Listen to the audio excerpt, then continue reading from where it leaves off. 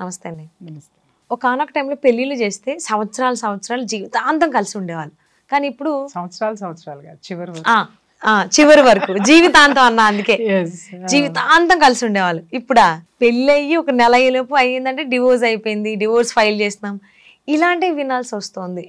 అటు అబ్బాయి చెప్తున్నాడు నెగిటివ్ అమ్మాయి వైపు, అమ్మాయి కూడా చెప్తుంది అబ్బాయి వైపు.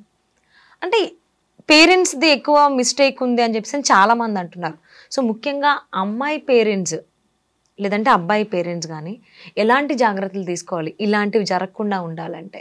యాక్చువల్గా సౌజన్య, ఈ ఇష్యూస్ మనం ఇంతకుముందు చాలాసార్లు మాట్లాడడం జరిగింది. నేను కొన్ని వేల ఎపిసోడ్స్ మాట్లాడాను.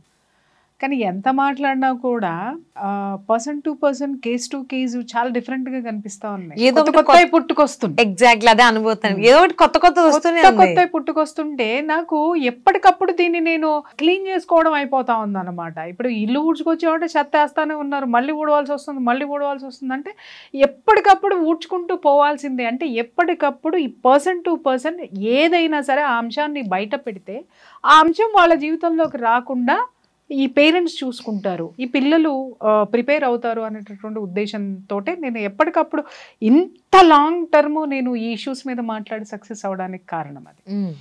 ఇక్కడ ఏం జరుగుతుందంటే మీరు అడిగినట్టు ఈ మధ్యకాలంలో కొత్తగా కేసులు వింటున్నాను సౌజన్య. నాకు నవ్వాలా లేకపోతే ఏం చేయాలో అర్థం కావట్లా.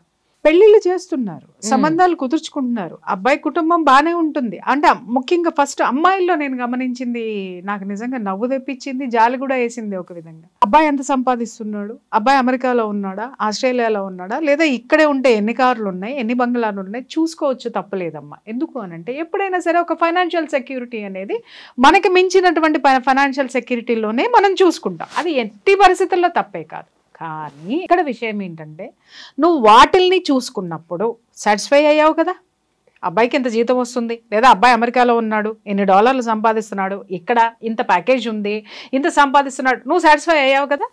పెళ్లి చేసుకునే ముందు ఓకే అనుకున్నావు కదా, తల్లిదండ్రులు కుదిర్చారు కదా, తల్లిదండ్రులు కూడా ఎంక్వైరీ చేసుకున్నారు కదా, ఈ పిల్లవాడికి ఎంత వస్తుంది, ఈ పిల్లవాడి కుటుంబం ఏంటి, ఈ పిల్లవాడు ఏంటి, ఈ పిల్లవాడి బుద్ధులు ఏంటి ఏంటి అనేది ఎంక్వైరీ చేసుకున్నారా లేదా? ఖచ్చితంగా చేసుకుంటా. అవును.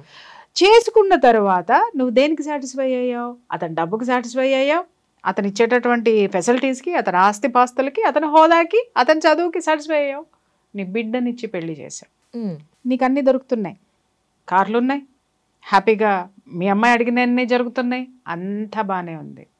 విషయం వచ్చింది ఎక్కడ చిక్కు అనంటే అమ్మాయికి కావాల్సిన అన్నీ దొరుకుతున్నాయి కానీ అబ్బాయికి కావాల్సింది ఏది దొరకట్లేదు. అవును, చాలా గమ్మత్తైనటువంటి విషయాలు. నిజంగా ఐ వాజ్ సర్ప్రైజ్డ్. ఒక్కొక్క రోజు కొన్ని కేసులు వింటుంటే నేను సర్ప్రైజ్ అని ఎందుకు అన్నాను అనంటే, అంటే ఇంత దరిద్రంగా కూడా ఆడపిల్లలు ఆలోచించి వాళ్ళ జీవితాలను నాశనం చేసుకుంటున్నారా అనేటటువంటి ఆలోచన వచ్చింది నాకు. చేతులారా పాడు చేసుకుంటున్నారు. ఇక్కడ ముఖ్యంగా ఏంటి అనంటే పెళ్ళి అయిన తర్వాత చాలా కేసులు విన్నాను. ఈ మధ్య రీసెంట్ గా ఎక్కువ కేసులు విన్నాను కాబట్టి నేను ఈ టాపిక్ తీస్తున్నాను. ఏంటి అని అంటే they are not ready to have a sexual life with husband. అదేంటిది? సో పెళ్ళైన తర్వాత అది ఉంటుందని అందరికీ తెలిసిందే కదా, ఫిజికల్ రిలేషన్ అనేది. ప్రిపేర్ అవ్వలేదు. వాట్? నేను ప్రిపేర్ అవ్వలేదు. వాళ్ళు చాలా క్యాజువల్ గా చెప్తున్నారు. నేను ప్రిపేర్ అవ్వలేదండి. ఏంటి మరి దేనికి ప్రిపేర్ అయ్యొచ్చో? కారులో ఎక్కి తిరగడానికి ప్రిపేర్ అయ్యొచ్చావా? వాడు తెచ్చే డాలర్లు లెక్క పెట్టుకోవడానికి ప్రిపేర్ అయ్యొచ్చావా? లేకపోతే ఆ ఇంట్లో నువ్వు ఎప్పుడు పడితే అప్పుడు లేవడానికి, ఎన్ని గంటలు పడితే అన్ని గంటలు పడుకోవడానికి, నీ ఇష్టం వచ్చినట్టు చేయడానికి ప్రిపేర్ అయ్యొచ్చావా? నేను ఆడపిల్లలందరినీ అనటం లేదమ్మా, ఇలా జీవితాలని కాల్చుకునేటటువంటి ఆడపిల్లల్ని కాలుతుంటే సమర్థించేటటువంటి పుల్లలు, కట్టె పుల్లలాగా దోసేటటువంటి పేరెంట్స్కి చెప్తున్నాను నేను ఈ విషయం. ఇక్కడ నేను ప్రిపేర్ అవ్వలేదు, నాకు ఇంట్రెస్ట్ లేదు, నేను ప్రిపేర్ అవ్వాలి. ఏం ప్రిపేర్ అవుతావు? ఈ అమ్మకి పెళ్లి చేసుకునేటప్పటికే 25 దాటుతాయి. అవును. ఒక ఆడదై పుట్టిన తర్వాత పెళ్ళి అంటే ఏంటి అని తెలుసుకోవడానికి ఒక సర్టన్ ఏజ్ అయితే వస్తుందిగా. టీనేజ్ వచ్చిన తర్వాత ఈ శరీరం ఎందుకు ఉంది, దానికి ఒక తోడు కావాలని అనిపిస్తుంది కదా. హార్మోన్స్ ఎప్పుడైతే మన బాడీలో ప్రొడ్యూస్ అవుతాయో అప్పటి నుంచి అపోజిట్ సెక్స్ మీద ఒక విధమైనటువంటి అట్రాక్షన్ ఏర్పడుతుంది అనేటటువంటి సృష్టి రహస్యం ఈ అమ్మలకి తెలియదా అని అడుగుతున్నాను నేను. ఓకే, ఉంటది కదా. అవును. ఆ తెలిసినటువంటిది నువ్వు పెళ్లి అనేటటువంటి తతంగంలో ఏముంటదమ్మా? పెళ్లి మగాడు ఎందుకు చేసుకుంటాడు? 2 విషయాలు. 1 సెక్షువల్ లైఫ్ ఎంజాయ్ చేయడానికి, 2 వంశాంకురాలతోటి లైఫ్ లాంగ్ తనకు ఒక తోడుని వెతుక్కొని ఆ వంశంలో తనకంటూ బిడ్డల్ని కని తనకు ఒక ఆసరాని ఏర్పాటు చేసుకోవడానికి భార్యను తెచ్చుకుంటాడు. ఓకే, ఆ భార్య విలువ తెలియకుండా రాసి రంపాను పెట్టే దరిద్రుల గురించి తర్వాత మాట్లాడదాం మనం. రైట్, దీనికోసమే వాడు తెచ్చుకుంటాడు. ఎప్పుడైతే నువ్వు ఈ ఇంటికి వచ్చావో నేను ప్రిపేర్ అవ్వలా లేదు అని నువ్వు కూర్చుంటే నాకు అర్థం కాక అడుగుతాను, వాడు దేనికి ప్రిపేర్ అవ్వాలమ్మా? దేనికి ప్రిపేర్ అవ్వాలి వాడు? అది చెప్పండి. ఇచ్చి పుచ్చుకోవడం అనేది ప్రతి విషయంలోనూ ఉంటుంది, ప్రకృతిలో కూడా ఉంటుంది. అర్థమైందా? మొక్కకి నీళ్లు మనం పోస్తేనే అది మనకు ఆక్సిజన్ ఇస్తుంది, పెరుగుతుంది. అలాగే వర్షం వస్తేనే ఆ మొక్క చిగురుస్తుంది, దాని నుంచి ఆక్సిజన్ మనకు వస్తుంది. మనం వదిలేసిన కార్బన్ డైఆక్సైడ్ అది తీసుకుంటుంది. ఇచ్చి పుచ్చుకునే ధోరణి ప్రకృతిలోనే ఉంది, మనుషుల్లో ఎందుకు ఉండదు? ఇక్కడ చాలామంది తెలివిగా మాట్లాడతారు ఏంటంటే ఆడపిల్లలు, అవునండి ఓర్చుకోవాలి అని అంటారు. ఓర్చుకోవాలి, కానీ దేనికి ఓర్చుకోవాలి? నువ్వు రాయల్గా ఇంటికి వచ్చేసి ఏ విధమైనటువంటివి నువ్వు ఇవ్వకుండా అక్కడ కూర్చొని పొద్దున్నే ఈ అమ్మ 10ంటికి లేస్తుందో తెలియదు, 11ంటికి లేస్తుందో తెలియదు, 12ంటికి లేస్తుందో, కనీసం కప్పు కాఫీ కూడా వాడు నోచుకోడు. సరే వాడు తిప్పలేదో వాడు పడుతున్నాడు, సరే నేను చేసుకున్నాను కదా ఈ అమ్మాయి తెలుసుకుంటుందిలే అని చెప్పేసి అని కాఫీ దగ్గర నుంచి వంట దగ్గర నుంచి అన్ని వాడే చేసుకునేటటువంటి ప్రయత్నాలు జరిగిన తర్వాత కూడా, లేచిన తర్వాత కూడా వండింది తినడానికి కూడా వంకలు పెట్టి స్విగ్గీ ఆర్డర్లో ఇంకోటో తెచ్చి మళ్ళీ ఈడి జేబుకే బొక్క. ఏం ఎంజాయ్ చేస్తున్నావు నువ్వు? వాడితో కారుల్లో మళ్ళీ సాయంత్రం అయ్యేసరికి బయటికి తీసుకెళ్ళాలి. బయటికి తీసుకెళ్ళి లైఫ్లో అన్న తిప్పుకు రావాలి, ఏది కావాలంటే అది తినిపించాలి, లైఫ్ ఎంజాయ్ చేయాలి, బయటికి తీసుకెళ్ళాలి. ఈ మధ్య పేరెంట్స్ కూడా ఇది ఎక్కువ మాట్లాడుతున్నారు. అవును, ఎక్కడికి తీసుకెళ్ళడండి అని. అది తప్పు. ఎక్కడికి తీసుకెళ్లకుండా ఉండడం అనేది తప్పు. కానీ అప్పుడప్పుడు ఖచ్చితంగా రిలాక్సేషన్ అనేది భార్యకి కావాలి. కానీ ప్రతిరోజు ప్రతి నిమిషం కోరుకున్నప్పుడల్లా ఇదేంటి ఏమంటారు, వాడేదో నీకు డ్రైవర్ ఉద్యోగం చేయాలి, తర్వాత ఏం ఉద్యోగం చేయాలి, నీకు సంపాదించి పెట్టేటటువంటి ఒక ఉద్యోగిగా నీ దగ్గర ఉండాలి. ఆ తర్వాత ఏముండాలి, నీకు బాడీ గార్డ్ కింద వాడు ఉండాలి. తర్వాత ఏముండాలి, లైఫ్లో నువ్వు ఎప్పుడు పడేస్తావా ఒక జీవితం అనేటటువంటి ఎదురు చూసేటటువంటి ఒక దాన్ని ఏమంటారు, ఒక పెట్ డాగ్ మాదిరి నీ దగ్గర ఇట్లా కూర్చొని ఎదురు చూస్తూ ఉండాలా? ఎంతవరకు న్యాయం అమ్మా ఇది? ఒక్కసారి చెప్పండి. అంటే ఎవరైతే అమ్మాయిలు ఉన్నారో నేను ప్రిపేర్ అవ్వలేదు, నాకు ఇంకా టైం కావాలి అంటే అది కిడ్స్ వైస్ ఆలోచించుకుంటే అంతవరకు ఓకే. ఈ ఫిజికల్ రిలేషన్ కూడా కాదు అంటే దానికి అమ్మాయి పేరెంట్సే అమ్మాయికి సపోర్ట్ చేస్తున్నారు. మా అమ్మాయి అలాగే ఉంటది, అమ్మాయి అంతే, మా అమ్మాయి పిల్లలకి అందవు. ఎగ్జాక్ట్లీ. అంటే ఈ మాటలు వింటుంటే షాక్ అనిపిస్తోంది అసలు. ఈ పేరెంట్స్ నేను ఒకటి అడుగుతున్నా, ఈ పేరెంట్స్ కల్చర్ ఎట్లా ఉంటుందో చెప్పమంటావమ్మా? ఇలా మాట్లాడేటటువంటి పేరెంట్స్ లో ఆ ఇద్దరు పేరెంట్స్ కి సఖ్యత ఉండదు, నంబర్ 1. ఓకే. రెండోది ఏంటి అనంటే వాళ్ళకి అసలు అవగాహనే లేదు. ఒక సంసారం అంటే వీళ్ళు మీరు కరెక్ట్ గా చూసుకోండి, ఈ పేరెంట్స్ బంధువులను ఎవరిని రానివ్వరు, బంధువులతోటి వీళ్ళకి సఖ్యత ఉండదు, ఇంట్లో వీళ్ళకి సఖ్యత ఉండదు. అసలు జీవితం యొక్క విలువ, ఆ టేస్ట్, ఆ మాధుర్యం తెలియనటువంటి జడ పదార్థాలు ఎవరైతే ఉంటారో, స్వార్థపరులు ఎవరైతే ఉంటారో వాళ్ళ సంసారాల్లోనే ఇలాంటి ఆడపిల్లలు ఇలాంటి పెరుగుదలలో ఉన్నారు, ఇలాంటి పెంపకంలో ఉన్నారు. నేను ఇక్కడ ఒక ప్రశ్న ఈ ఆడపిల్లల్ని వేస్తున్నా, నువ్వు ప్రిపేర్ అవ్వకుండా పెళ్ళెందుకు చేసుకున్నావు? వాళ్ళ చేత పెళ్లి కోసం అన్ని లక్షలు ఎందుకు ఖర్చు పెట్టించావు? నీకు ఖర్చు అయితే నీ ఆనందం కోసం నువ్వు ఖర్చు పెట్టుకున్నావు, తీసి పక్కన పడే. వాళ్ళ చేత అన్ని లక్షలు ఖర్చు పెట్టించి మట్టలు పెట్టించుకున్నావు, మెళ్ళ తాళి కట్టించుకున్నావు, గోల్స్ వేయించుకున్నావు, బంగారాలు పెట్టించుకున్నావు, నీకు కావాల్సిన ముక్కు నుంచి మూతి వరకు టాప్ టు టో వరకు అన్ని చేయించుకున్నావు. నువ్వు ఆటలకి ప్రిపేర్ అయ్యిన దానివి, నువ్వు వాడు ఎందుకు పెళ్లి చేసుకుంటున్నాడో దానికోసం నువ్వు ప్రిపేర్ అవ్వలేదు. ప్రకృతి సహజమైనటువంటి ఈ కార్యక్రమానికి నువ్వు ప్రిపేర్ అవ్వలేదు అనంటే ఎవరిని మోసం చేయడానికి నువ్వు పెళ్లి చేసుకున్నావు అంటే జనము ఇంకా మీ అమ్మాయికి పెళ్లి కాలేదేంటి అంటే ఎవడో ఒకటి దొరుకుతాడులే. ఆ దొరికేవాడు కూడా మళ్ళీ ఒక హోదా ఉన్నాడు కావాలి, మళ్ళీ వీళ్ళని భరించేటటువంటి వాడు. ఆ బకరాగాడిని ఎత్తి పట్టుకొని బకరాలతోటి ఆటలాడేసుకుంటారమ్మా వీళ్ళు. రైట్. ఇక్కడ నువ్వు అన్నట్టు పేరెంట్స్ చిత్రంగా నా దగ్గరికి వచ్చిన కేసులు కూడా నేను అడిగాను, ఏంటండి అని.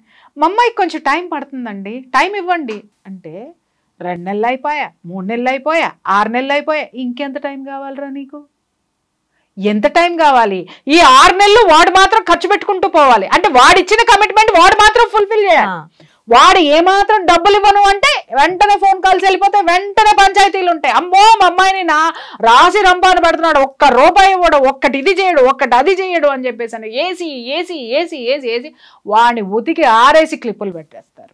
లేదు వాడు ఏదన్నా అసహనానికి గురై వాడు ఎంతవరకు అని తట్టుకుంటాడు? ఇప్పుడు ఆడదానికి ఉన్నటువంటి ఆ స్థిరత్వము మగవాడిలో ఉండదు, మగవాడిలో ఉండదు అది. కాబట్టి ఏంటి అని అంటే ఎప్పుడు కూడా ఇదివరకు కాపురాలన్నీ ఎందుకు బాగుండేవి అంటేనమ్మా, భర్తకి సంబంధించినటువంటి సైకాలజీ ఏంటనేది భార్య బాగా చదివేది, రైట్? ఆ చదివి అతనికి అనుగుణంగా నడుచుకునేది. అలాగే అనుగుణంగా నడుచుకున్నటువంటి భార్య యొక్క గుణాన్ని కూడా భర్త గుర్తించేటటువంటి వాడు. ఒక చోట చెడిపోయినా ఇంకొక చోట సర్దుకుని పోయేవాళ్ళు. అలా కాపురాలు నిలబడినాయి. ఇప్పుడు ఇక్కడ ఏమవుతుందంటే, మా అమ్మాయికి టైం కావాలండి, మా అమ్మాయికి కొంచెం టైం కావాలంటే టైం తీసుకొని పెళ్లి చేయాల్సింది కదా నువ్వు. నీ కూతురు ముందు, నేను ఇక్కడ చెప్తున్నాను కదా, తల్లిదండ్రులందరికీ చెప్తున్నా, మగపిల్ల వాళ్ళకు కూడా చెప్తున్నాను, మీరు సంబంధాల కోసం వెళ్ళినప్పుడు ఆడపిల్లల్ని అడగండి. ఏమని అనంటే, అమ్మా మా వాడితో సంసారానికి ప్రిపేర్ అయ్యావా లేదా, మా వాడికి తోటి ఎంత ఖర్చు పెట్టించడానికి నువ్వు ప్రిపేర్ అయ్యావో మాకు చెప్పు, అలాగే నీ యొక్క డిమాండ్స్ ఏంటి అని ఫస్ట్ ఇవన్నీ కాగితం మీద రాసుకోవాలి. ఇవాళ సిచ్యువేషన్ అలా ఉంది. అవును, రాసుకున్న తర్వాత ఆ డిమాండ్స్ కి మీరు మనస్ఫూర్తిగా అంగీకరిస్తే మూసుకొని పెళ్లి చేసుకోండి, రైట్? ఇక్కడ తల్లిదండ్రులు, ఆడపిల్లల యొక్క తల్లిదండ్రులకి చెప్తున్నాను, మీరు మీ ఇష్టం వచ్చినట్టు నాటకాలు ఆడితే ప్రకృతి కూడా మిమ్మల్ని సహించదు. ఎందుకు అనంటే ప్రకృతిని ఎప్పుడు మనం బ్యాలెన్స్ చేస్తూ ఉండాలి. ఈ ఎనర్జీస్ రెండు, స్త్రీ పురుష, ఫెమినైన్ ఎనర్జీ, మాస్కులైన్ ఎనర్జీ ఎప్పుడు బ్యాలెన్సింగ్గా ఉంటేనే ఈ ప్రకృతి ముందుకెళ్తుంది. లేదు అనంటే ఇలా అసహనాలతోటి, ఇలా డివోర్సీలతోటి, నెగిటివ్ ఎనర్జీ తోటి ముందుకు పోయింది అనంటే ప్రోత్సహించిన వాడికే చివరికి ఏం చేయాలో అర్థం కాక ఆత్మహత్యలు చేసుకునేటటువంటి సిచ్యువేషన్కి దిగుతారు. ఆడపిల్లలకు కూడా నేను చెప్తున్నాను, మీరు మొత్తం వాడితో సంసారం చేయడానికి, పిల్లల్ని కనడానికి ఒక వ్యవస్థ అమ్మా. వివాహం అనేటటువంటి వ్యవస్థలో ఉండేదేంటి? కుటుంబ వ్యవస్థలో ఖచ్చితంగా నీ బాధ్యతలు నువ్వు ఖచ్చితంగా నిర్వర్తించాలి. రోజు కాఫీలు ఇవ్వక్కర్లా, కనీసం నీకు వెసులుబాటు ఉన్నప్పుడైనా నీ కుటుంబాన్ని నువ్వు పట్టించుకోవాలి. ఎప్పుడైతే నీ యొక్క కిచెన్ నీ చేతిలో ఉంటుందో, నీ గ్రిప్ లో ఉంటుందో, నీ ఇంట్లో ఉన్న వాళ్ళందరూ నీ గ్రిప్ లో ఉంటారు. కిచెన్ నీ చేతిలో ఉండడం అంటే అర్థం ఏంటి అని అంటే గొడ్డు చాకరీ చేయమని కాదు. అంత అద్భుతంగా వచ్చిన వాళ్ళని ఆదరించి చక్కగా వాళ్ళకి నువ్వు ఏదైతే పెడతావో ప్రతి ఒక్కళ్ళు నిన్ను ఆదరిస్తారు. ఇల్లు మొత్తం నీ చేతిలో ఉంటుంది, ప్రతి ఒక్కళ్ళు నిన్ను లైక్ చేస్తారు. అది కాకుండా నేను ప్రిపేర్ అవ్వాలా, నేను 10 దాకా పడుకుంటా, నేను 1 గంట, ఏమ్మా ఒక మనిషివి కాదా? ఆడదాని అనేది తీసి పక్కన పెడతా. అసలు కనీసం నీ ఆరోగ్యానికి సంబంధించినంత వరకు నీకు ఒక డిసిప్లిన్ లేదా? పొద్దున్నే లేవడం అనేది లేదా? ఏం పీకుతున్నావు అని నువ్వు 11-12 వరకు పడుకుంటావు నువ్వు? చెప్పండి. ఈ తల్లిదండ్రులు ఇలా నేర్పి, ఆడపిల్లలకి నేర్పి, ఈ ప్రకృతి ముందుకు పోకుండా ఈ వ్యవస్థల్ని భ్రష్టు పట్టించేటటువంటి ఆడపిల్లల తల్లిదండ్రులకి చెప్తున్నాను, ఇవాళ వీడితోటి మీ అమ్మాయి సంసారం చేయడానికి టైం పడుతుంది, టైం కావాలి. మరి వీడు ఎన్నాళ్ళని ఓర్చుకుంటాడు? గో ఫర్ డైవర్స్, అంతే కదా. వాడికి ఎన్నాళ్ళని భరిస్తాడు? వీడు డైవర్స్కి వెళ్తాడు. వీడు ఇంకొక దాన్ని, ఎందుకంటే ఫస్ట్ ఫెయిల్ అయ్యాడు కాబట్టి వీడికి ఒక ఎక్స్పీరియన్స్ ఉంటుంది కాబట్టి వాడికి ఏం కావాలో అది తెచ్చుకుంటాడు, వాడు హ్యాపీగా సంసారం చేస్తాడు. ఈ కూతురు విషయాలకు వద్దాం, ఈ తల్లిదండ్రుల విషయాలకు వద్దాం. మరి ఇక్కడ పట్టిన టైము మరి రెండో వాడికి ఇచ్చి పెళ్లి చేస్తావు కదా నువ్వు, మరి వాడి దగ్గర కూడా ఇదే టైం తీసుకుంటావా? వాడి దగ్గరికి వెళ్ళాల్సిందేగా, వాడితో సంసారం చేయాల్సిందే కదా. ఒకటి ఫెయిల్యూర్ అయ్యో డిప్రెషన్లో, ఇంకొకటి ఏ కుటుంబంలోనూ మానసిక ప్రశాంతత అనేది లేదమ్మా. అవును, మర్చిపోయారు. మనం ఎందుకున్నామనేది మర్చిపోయాం. మన యొక్క భారత వైవాహిక వ్యవస్థకి సంబంధించినటువంటి ఆ యొక్క విలువలన్నిటినీ కూడా సమాధి చేసేసి ఇవాళ డబ్బులు వెనక పడిపోయి ఎంత భయంకరంగా జీవితాలను వీళ్ళు నాశనం చేసుకుంటున్నారో. చివరికి చెరపకురా చెడేవు అని చెప్పి ఎవరైతే ఈ ఆడపిల్లల్ని, ఇలాంటి ఆడపిల్లల్ని తయారు చేస్తున్నారో, అలాగే ఎవరైతే మగపిల్లలు వివాహ వ్యవస్థ పట్ల నమ్మకం లేక 1-2 పిల్లలు పుట్టిన తర్వాత డివర్స్ పారేసేసి, పెళ్ళానికి డివర్స్ పారేసి ఇంకొక దాంతో పోతున్నాడో, చివరికి నిన్ను దేకటానికి ఎవ్వడు ఉండడు ఈ ప్రకృతిలో. ఎందుకంటే నువ్వు చూడ్డానికి ఎవరిని ఇష్టపడలేదు, నువ్వు స్వీకరించడానికి ఎవరిని ఇష్టపడలేదు. అదే తిరిగి ప్రకృతి నీకు తీసుకొచ్చి పెడుతుంది. దాన్ని ఫేస్ చేయాల్సినటువంటి పరిస్థితి వస్తుంది. ఎన్ని పెళ్లిళ్ళు చేస్తావు నీ కూతురికి? రెండో వాడికి అలాగే జరుగుతుంది. మూడోది చేస్తావా? మూడోది జరిగితే నాలుగోది చేస్తావా? ఎన్ని చేసుకుంటూ పోతావు నువ్వు? ఎంతవరకు చేసుకుంటూ పోతావు? ఒకటి అయ్యిందంటే రెండో వాడు పట్టుబట్టడా? ఒకటి అయిందంటే వాడు ఎంక్వైరీలు చేసుకోడా? మీ పిల్లల జీవితాలని ఈ పేరెంట్స్ వాళ్ళే కాలు రాస్తున్నారు. అది ఆ పిల్లలు కూడా తెలుసుకోవాల్సినటువంటి అవసరం. అది రియల్ గానే అండి, కానీ వాళ్ళు రియలైజ్ అవ్వట్లేదు. అది ఎక్కువగా డివోర్స్ అవుతున్నాయంటే మోస్ట్ ఆఫ్ పర్సంటేజ్ చూసుకుంటే అమ్మాయి పేరెంట్స్, అమ్మాయి ఏం చెప్పినా దానికి ఇంతే ఉంటుందని సపోర్ట్ చేయడం, సర్ది చెప్పకుండా ఇలా చేయాలి ఇలా ఉండాలి అని చెప్పకుండా చాలా అనర్థాలకు వెళ్తున్నాయి. బట్ రాబోయేటువంటి రోజుల్లోనే ఇవన్నీ తగ్గాలని చెప్పి ఆశిద్దామండి. Thank you so much. Thank you.